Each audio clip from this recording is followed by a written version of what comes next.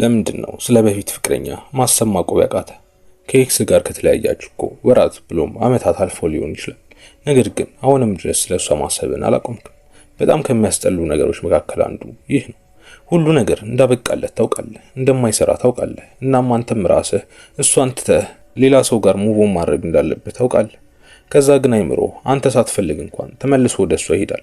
ራንደም በሆኑ ሞመንቶች ማታ፣ ሌሊት ላይ ወይ ብቻህን ስትሆን፣ አንዳንዴም ደግሞ ህይወት ላይ አሪፍ እየሄድክ እያለ ድንገት ትመጣብሃለች።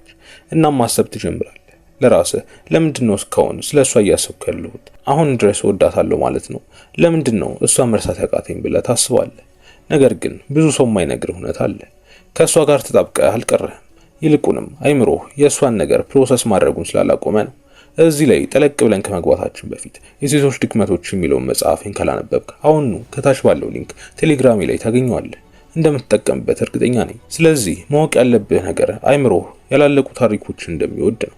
አየህ፣ ልክ አንድ ነገር በግልጽ ሲያበቃ አይምሮህም ጉዳዩን ይዘጋዋል። ነገር ግን አብዛኞቹ ግንኙነቶች የሚያበቁት ግልጽ በሆነ መንገድ ተማምነው አይደለም። ይልቁን ብዙ ያልተመለሱ ጥያቄዎች፣ መናገር ፈልገህ ያልተናገርካቸው ነገሮች፣ ምን እንደተፈጠረ ግራ መጋባቶች አሉበት። አንዳንዴም እንዲህ ቢሆን ኖሮስ ብለህ የምታስባቸው ነገሮች ይኖራሉ። እናም አይምሮህ ለነዚህ ነገሮች ሴንስ ለመስጠት ይሞክራል። ለዛም ተመልሶ እየሄደ ታሪካችሁን ለመጨረስና ለመዝጋት እየሞከረ ነው። ለዛም ነው ያለፈ ወሬያችሁን፣ ጥላችሁን፣ ውሳኔያችሁን እንዲሁም የነበራችሁን ፍቅር ደጋግመህ አይምሮህ ላይ የምታመላልሰው። መሰቃየት ስለፈለክ አይደለም። ይልቁንም አይምሮህ ይህ የነበራችሁ ነገር በግልጽ እንዲዘጋ እንዲያበቃ ስለሚፈልግ ነው።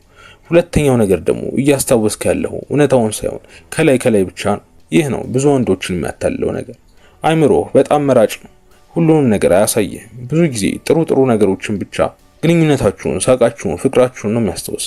እናም ቀስ በቀስ የነበራችሁን ችግሮች እያስቀረ ጥሩን ብቻ ያሳያል። ግጭታችሁን፣ የተጣላችሁበትን፣ ያደረገችን፣ ያናደደችን፣ ያስከፋችን አያሳየህም። እናም በዚህ ጊዜ ጥሩን ብቻ ስታይ ከእሷ ጋር የነበረህ ነገር በጣም አሪፍ መስሎ ይታያል። እውነታው ግን እንደዚህ አልነበረም። እውነታው ብዙ እንከን እንደነበረባት ነው። ሶስተኛው ነገር ደግሞ ከሷ ጋር ሳይሆን ከስሜቱ ጋር ነው የተጣበቀው። ይህ ሰዎች ከሚያስቡት በላይ ጥልቅ የሆነ ነገር ነው።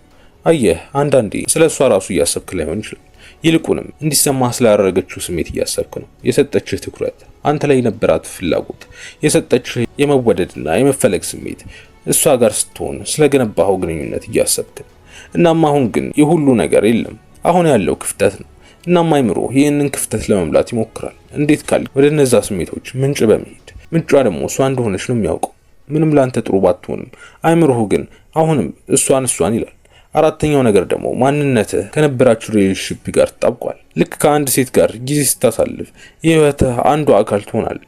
ልምድህ፣ ሱስህ፣ ከዛም የማንነትህ አንዱ አካል ትሆናለች። እናም እኔ ነኝ ከማለት ይልቅ እኛ ነን ብለህ ማሰብ ትጀምራለህ። እናም ልክ ግንኙነታችሁ ሲያበቃ፣ ልክ እሷን ስታጣት እሷን ብቻ ሳይሆን ያንን የለመድከውን የዕለት ተዕለት ኑሮና ልምዶችን ሁሉ ታጣለህ። እናም አይምሮ ይህንን ለማስተካከል ይቸገራል። ስለዚህ ምን ያደርጋል? ተመልሶ ወደ እሷ ይሄዳል።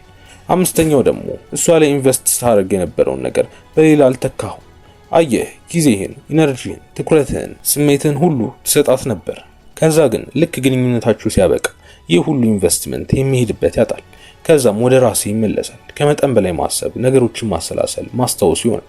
ምክንያቱም ኢነርጂ ዝም ብሎ አይጠፋም። ይልቁንም ሌላ አቅጣጫ ነው የምትፈጥርለት። ይህንን እስክትፈጥርለት ድረስ ደግሞ ወደ ኋላ መመለሱ አይቀርም።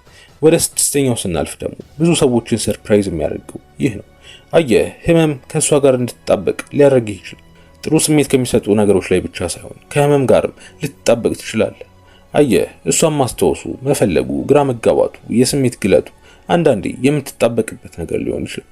ምክንያቱም ህመም ሳይቀር እንደ ግንኙነት ሆኖ ሊሰማ ይችላል። እናም አይምሮ ምንም ስሜት ከማይሰማው ይልቅ የሆነ ከባድ ስሜት ቢያምህም እንኳን እሱ ቢሰማው ይመርጣል። ስለዚህም መልሶ መላልሶ ወደ እሷ ይጎትታል። ሰባተኛው ደግሞ መላመድ ነው። አየህ፣ አንድ ነገር ግለት ስለነበረው፣ ስሜት ስለነበረው ትክክል ነው ማለት አይደለም። እሷ መርሳት አቃተህ ማለት አንድ ላይ መሆን ነበር ጣፋንታችሁ ማለት አይደለም። አንዳንዴ በጣም እንደጎዳ ማሳያ ብቻ ነው። ያንን ጉዳትህን ደግሞ አይምሮ አሁንም ገና ፕሮሰስ ለማድረግ እየሞከረ ነው።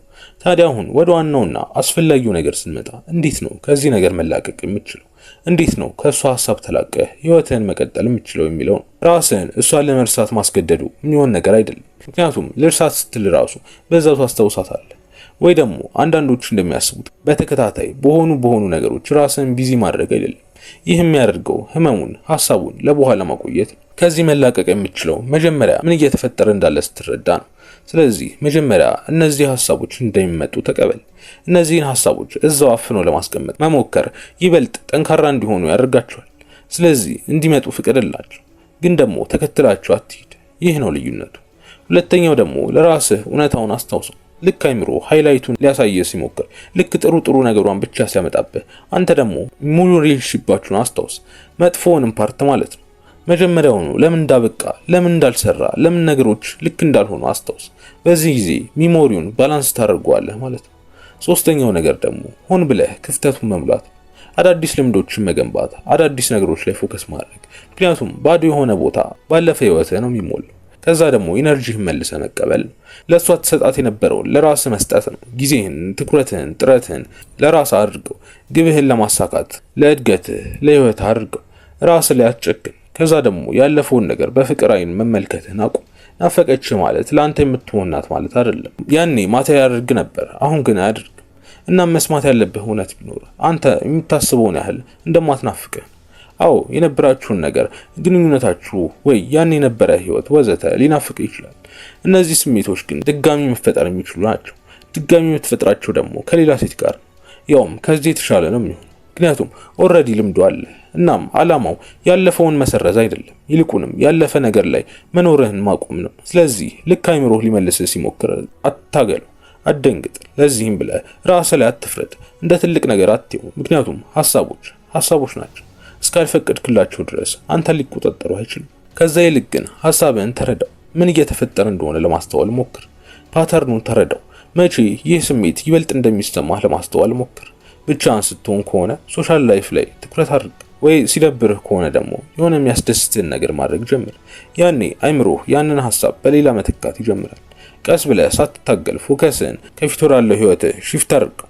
አሁን የምታደርገው ነገር ላይ፣ ለወደፊት እየገነባህ ላለው ነገር ላይ አተኩር። ያኔ ቀለል ይላል። ምክንያቱም አሁንህ ላይ ይበልጥ ስታተኩር የበፊት ህይወትህ ኃይሉን ማጣት ይጀምራል። ይበልጥ ራስህ ላይ ኢንቨስት ስታደርግ የበፊቱ ነገር ያውም እየደበረህ ይመጣል። እንዲህ ነበርኩ እንዴት ትላለህ። ያንን ማንነትህን ጥለኸው ታልፋለህ። እናም አንድ ቀን ምንም ሳታስገድድ፣ ምንም ሳይታወቅህ አንድን ነገር ታስተውላለህ። በአንዴ ስለሷ ማሰብህን አላቆምክም። በሆነች ቅጽበት ከአይምሮህ አልወጣችም። ድራማቲክ በሆነ መልኩ በአንዴ ከልብህ አልወጣችም። ይልቁንም ቀስ በቀስ በጸጥታ ነው ሄደችው። ቀስ በቀስ ስለሷ ማሰብህን እየቀነስክ ከሷ ጋር እየተላቀቅክ ትመጣለህ። ሁሌ ስለሷ የምታስብ ከነበርክ ከስንት አንዴ ብቻ እያሰብክ ትሄዳለህ። ከዛም የሆነ ጊዜ ላይ እነዛ ሐሳቦች የነበራቸው ክብደት እንዲሁም ኃይል ያጡታል። እነዛ ሁሉ ሐሳቦች ትዝታ ብቻ ሆነው ይቀራሉ። አንተን የመጎተትና የማሳመም ኃይላቸውን ያጣሉ። ምክንያቱም አሁን ላይ አዲስ ነገርን ገንብተሃል፣ ጠንካራ የሆነ ማንነትን። ከዛ ደግሞ አዳዲስ ሰዎች በህይወት ይመጣሉ። ሌላ ከሷ የተሻለች ሴት ትመጣለች። ያኔ ቁጭ ብለህ እንዴት እንደዛው ሆንኩ ብለህ ራስን ትታዘበዋለህ። ድጋሚ እንድንገናኝ ላይክ እና ሰብስክራይብ አድርግ። እንዲሁም ከታች ባለው ሊንክ ቴሌግራም ቻናሌን ተቀላቀል። ሰላም።